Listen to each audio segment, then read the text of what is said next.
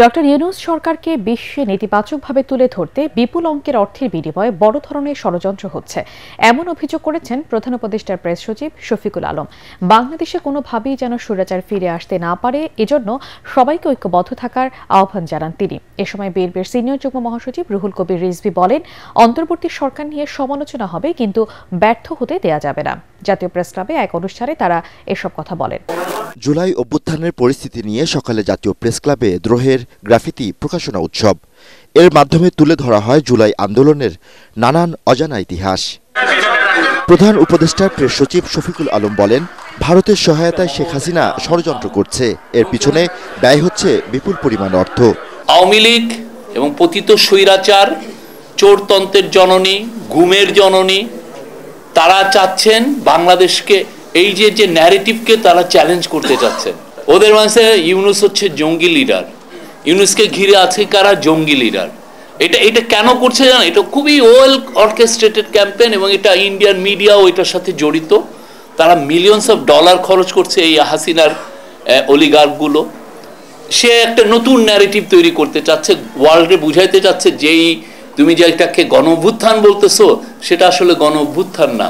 অনুষ্ঠানে বিএনপির সিনিয়র যুগ্ম মহাসচিব রুহুল কবির রিজভী বলেন, কোনোভাবেই এই সরকারকে ব্যর্থ হতে দেয়া যাবে না। অন্তর্বর্তীকালীন সরকারের নানা কাজ দিয়ে আমরা সমালোচনা করব, আমরা কথা বলবো, কিন্তু তারপরেও ডক্টর ইউনূসকে আমরা ব্যর্থ হতে দেব না। উনি হলেন এই রক্তঝরা আন্দোলনের মধ্যে দিয়ে সরকার হয়েছে। হ্যাঁ, কনস্ট্রাকটিভ সমালোচনা যাতে হয়। আমরা যে সমালোচনা করছি, আবার পাশাপাশি দেখুন বসে একসাথে আমরা কথাও বলছি। পরে সাংবাদিকদের প্রশ্নের জবাবে প্রেস সচিব আরও জানান, অন্তর্বর্তীকালীন সরকারের 6 মাসে সফল ইউনূস সরকার।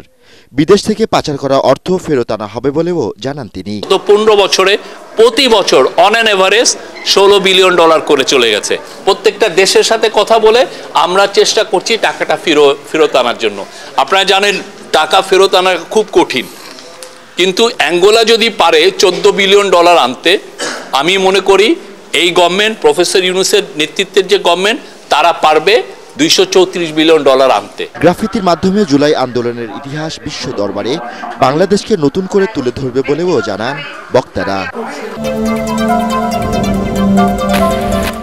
11 ফেব্রুয়ারি থেকে পরবর্তী 10 দিন পর্যন্ত জেলায় জেলায় সভা সমাবেশ করবে বিএনপি। পরে বিভাগীয় শহর ও মহানগরেও একই কর্মসূচি পালন করা হবে বলে জানিয়েছেন বিএনপির সিনিয়র যুগ্ম মহাসচিব রুহুল কবির রিজভী। নয়াপল্টনে বিএনপির কেন্দ্রীয় কার্যালয়ে জরুরি সংবাদ সম্মেলনে তিনি এসব কর্মসূচির কথা জানান। রুহুল কবির রিজভী বলেন, ভারতে বসে ফ্যাসিস্ট শেখ হাসিনা প্রতিনিয়ত ষড়যন্ত্র করে যাচ্ছে। তিনি বলেন, ফ্যাসিবাদের দোসরদের প্রতি সরকারের যেভাবে কঠোর হওয়া দরকার ছিল তার বিপরীত চিত্র দেখা যাচ্ছে। রিজভী বলেন, সারা দেশে আওয়ামী লীগের সন্ত্রাসীরা সন্ত্রাস চালাচ্ছে এবং এসব আসামিদের অবিলম্বে গ্রেপ্তার করতে না পারলে আবারও ফ্যাসিস্টরা মাথাচাড়া দিয়ে উঠবে। দোসররা কিভাবে জামিনে বের হচ্ছে তা খতিয়ে দেখার দাবি রিজভী। এ পর্যন্ত গণহত্যাকারী দল আওয়ামী লীগের 772 জন নেতা ও তার দোসরদের জামিন হয়েছে। জামিনে মুক্ত হয়েছেন সাবেক ডিবি প্রধান হারুনের সিন্ডিকেটের প্রধান, এসএস গ্রুপের ব্যবস্থাপনা পরিচালক আবু সাদেক। গণহত্যার মামলার আসামিরা কিভাবে জামিন পাচ্ছে, আমরা সরকারের কাছে সেটির স্পষ্ট ব্যাখ্যা জানতে চাই। 10 দিনের মধ্যে আমরা 64টি জেলা সভা সমাবেশ হবে। সেখানে দলের জাতীয় স্থায়ী কমিটির সদস্য থেকে শুরু করে জ্যেষ্ঠ নেতৃবৃন্দ তারা এই সভা সমাবেশে উপস্থিত থাকবেন। বিভাগীয় শহরগুলোতে সেখানেও সভা সমাবেশ অনুষ্ঠিত হবে। 5 আগস্টের পরও দেশে দুর্বৃত্তায়ন, চাঁদাবাজি, দুর্নীতি বন্ধ হয়নি বলে অভিযোগ করেছেন জামাত ইসলামের আমির ডক্টর শফিকুর রহমান। তিনি বলেন, বাংলাদেশে যতদিন দুর্নীতি ও দুঃশাসন থাকবে ততদিন আন্দোলন চালিয়ে যাবে তার দল। কক্সবাজার সরকারি কলেজ মাঠে জেলা জামাতের আয়োজিত কর্মী সম্মেলনে তিনি বলেন, 24-এর গণহত্যার বিচার হতে হবে। দাবি করেন, দেলোয়ার হোসেন সাইদি সহ জামাতের শীর্ষ নেতাদের সুপরিকল্পিতভাবে হত্যা করেছে আওয়ামী লীগ। প্রয়োজনীয় সংস্কার শেষে সুষ্ঠু নির্বাচনের মাধ্যমে সম্মানের সাথে বিদায় নিতে অন্তর্বর্তী সরকারের প্রতি আহ্বান জানান ডক্টর শফিকুর রহমান। আল্লাহ তাআলা যদি মেহেরবানি করে আমাদের হাতে এই দেশের সেবা করার তৌফিক দান করেন, তাহলে ইনশাআল্লাহ যে জায়গাগুলো সবচেয়ে বেশি বৈষম্যের শিকার হয়েছে, আমাদের দায়িত্ব হবে সেই জায়গায় প্রথমেই উন্নয়ন পৌঁছে দেওয়া। কিন্তু তাই বলে অন্যরাও বঞ্চিত হবেন না। যার যেটা ন্যায্য পাওনা তারা সেটা পাবেন।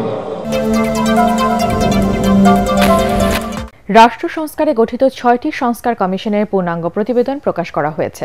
ওয়েবসাইটে প্রকাশ করা হয়েছে এসব প্রতিবেদন। একই সঙ্গে কমিশনের প্রধানরা পরবর্তী আশু করণীয় মধ্যমেয়াদী পরিকল্পনা বা ভবিষ্যতে নির্বাচিত সরকার কি করতে পারে সেটির সর্বসম্মত সুপারিশমালা দেয়া হয়েছে প্রতিবেদনে।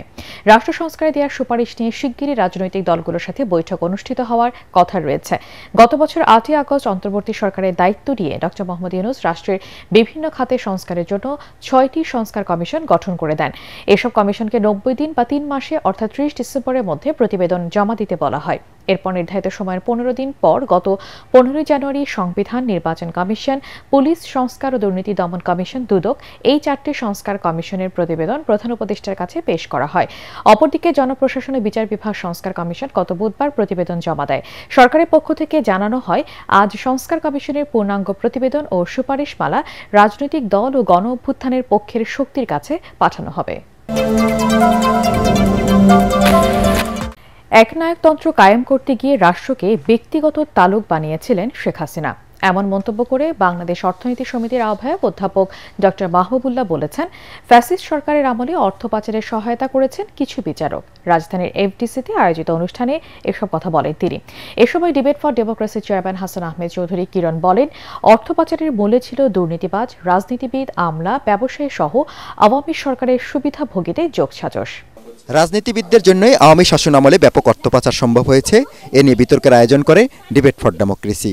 সংসদীয় পদ্ধতির বিতর্কে প্রস্তাবের পক্ষে সরকারি দল বেগম বদরুন্নেসা সরকারি মহিলা কলেজ, আর বিপক্ষে বিরোধী দল ময়মনসিংহের আনন্দমোহন কলেজ। সবকিছু নষ্টের নাটের গুরু হচ্ছে সেই রাজনীতিবিদরা। ফ্যাসিস্টে আসলে কোনো রাজনীতি হয় না মাননীয় স্পিকার, তখন রাষ্ট্র পরিচালিত হয় অলিগার্কদের দ্বারা। বিতর্কের মূল্যায়ন পর্বে ছায়া সংসদের স্পিকার হাসান আহমেদ চৌধুরী কিরণ বলেন, শেখ হাসিনার শাসন আমলের 15.5 বছরে মুজিব পরিবারের সদস্য ও তাদের ঘনিষ্ঠদের অর্থ পাচারের স্বর্গরাজ্যে পরিণত হয়েছিল বাংলাদেশ। অর্থ পাচার একটা বসন্তকাল ছিল মনে হচ্ছিল, একটা মৌসুম ছিল মনে হচ্ছিল যে এই গত আওয়ামী সরকারের আমলে বাংলাদেশের এই দুর্নীতিবাজ রাজনীতিবিদ, দুর্নীতিবাজ আমলা, দুর্নীতিবাজ ব্যবসায়ী, দুর্নীতিবাজ সুবিধাভোগীরা কিন্তু তারা একটা নেক্সাস করে বাংলাদেশ থেকে এই অর্থ পাচার করেছে। অনুষ্ঠানে প্রধান অতিথি অর্থনীতিবিদ অধ্যাপক ড. মাহবুবুল্লাহ বলেন, শেখ হাসিনার অহমিকা আর তুচ্ছ তাচ্ছিল্য করে কথা বলার দিন শেষ। এখন সময় এসেছে নবীন প্রবীণের সমন্বয়ে ঐক্যবদ্ধ দেশ গড়ার। রাষ্ট্রের এমন কোনো অঙ্গ নেই যে অঙ্গকে একেবারে ওই এক ব্যক্তি নিজে নিয়ন্ত্রণ করতেন না, এবং এই নিয়ন্ত্রণ করার মধ্য দিয়ে তার মধ্যে একটা প্রচন্ড অহমিকা বোধ সৃষ্টি হয়েছে। এই অহমিকা বোধটা দিয়েই কিন্তু তিনি অন্যদেরকে সম্পূর্ণভাবে তুচ্ছ তাচ্ছিল্য করতেন। তারা বলেন, অর্থ পাচারে রাষ্ট্রের সব সংস্থাকে ব্যবহার করেছে আওয়ামী সরকার, বাদ যায়নি বিচার বিভাগও। প্রাইভেটাইজেশন অফ দি স্টেট প্রজেক্টের আন্ডারে Sheikh Hasina privatisation of the legal system, court, সেটা করেছেন, এবং সেটা করতে গিয়ে তিনি বিচারকের আসনে বসিয়েছেন তার দলের লোকদের, তার অনুগত লোকদের। এনায়তুর রহিমের বেঞ্চ কয়েকদিনের মধ্যেই বলল, না, এই যে এই তদন্ত করতে দেওয়া হয়েছিল এস আলমের বিরুদ্ধে $1 বিলিয়ন সিঙ্গাপুরে প্রেরণের জন্য, সেটি 6 মাসের জন্য তিনি স্থগিত করলেন। এই যে বিচার ব্যবস্থাকে কলুষিত করে বিচার ব্যবস্থার কিছু কিছু বিচারকও কিন্তু এই অর্থ পাচারের সাথে অর্থ পাচারকে পৃষ্ঠপোষকতা করতে ভীষণভাবে সহযোগিতা করেছে।